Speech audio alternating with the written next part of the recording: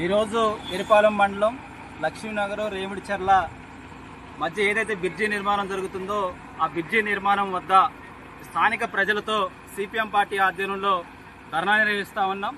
ఇదే ధర్నా దాదాపుగా ఒక 6 నెలల క్రితం కూడా జరగడం జరిగింది. అప్పుడు ఇంకా ఇక్కడ మట్టి లేకుండా కనీసం నడిచే అవకాశం లేకుండా అప్పుడు ధర్నా చేసినప్పుడు కొత్త ఒక లోడు మట్టి పోసి నడవడానికి మార్గం చూపించారు.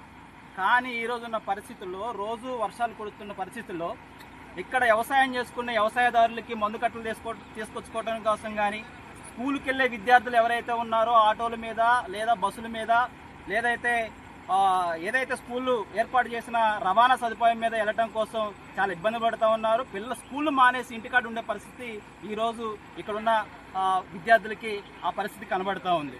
అట్లనే ఈ మార్గం నుంచి ప్రయాణం చేస్తుంటే ఎవరైతే బైకుల మీద ప్రయాణం చేస్తూ ఉన్నారో ఆ బైకులు జారిపోయి ఈ కల్వట్టు దగ్గర కింద పడిపోయి వాళ్ళ చేతులకి కాళ్ళకి ఇరిగిపోయి లక్షలాది రూపాయలు ఈరోజు అనవసరంగా ఈ రోడ్డు మరమ్మతులు చేయకపోవడం వల్ల వైద్యానికి ఖర్చు పెట్టుకొని అనారోగ్య పాలైన పరిస్థితి కూడా ఇక్కడ స్థానికులకి మనకు కనబడుతూ ఉంది. కాబట్టి ఇక్కడున్న ప్రభుత్వం కానీ ఇక్కడున్న ఏదైతే R&B అధికారులు కానీ ఏదైతే చేస్తూ ఉన్నాడో ఏదైతే కాంట్రాక్టరు ఈ పనులు ప్రారంభించి ఆ మధ్యలో వదిలేసి ఇక్కడ సక్రమైన రవాణా మార్గాన్ని ఏర్పాటు చేయకుండా వదిలేసి వెళ్ళిపోయారు. కానీ ఇక్కడున్న స్థానిక ప్రజలు మాత్రం నిత్యం ఈ రవాణా చేయడం కోసం చాలా ఇబ్బందులు పడుతూ ఉన్నారు. స్కూళ్ళు ఇబ్బంది అవుతూ ఉన్నాయి. ఏదో రవాణా కోసం ఆర్టీసీ బస్సు వచ్చేది, ఆర్టీసీ బస్సు కూడా ఈ గ్రామాలని వర్షం వచ్చినప్పుడు రావట్లేదు. అందుకోసం స్కూల్లో చదువుకునే వాళ్ళు కాలేజీ చదువుకునే విద్యార్థులు కూడా విద్యకు దూరం అవుతూ ఉన్నారు. వెంటనే ప్రభుత్వం దృష్టి సారించాలి.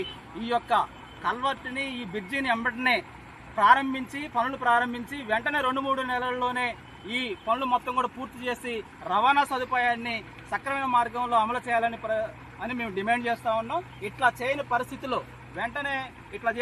ఇక్కడున్న ప్రజానీకాన్ని మొత్తాన్ని కూడా సమీకరణ చేసి MRO ఆఫీసును ముట్టడి చేస్తామని, అట్లా R&B ఆఫీసును ముట్టడి చేస్తామని హెచ్చరిక జారీ చేస్తా ఉన్నాం.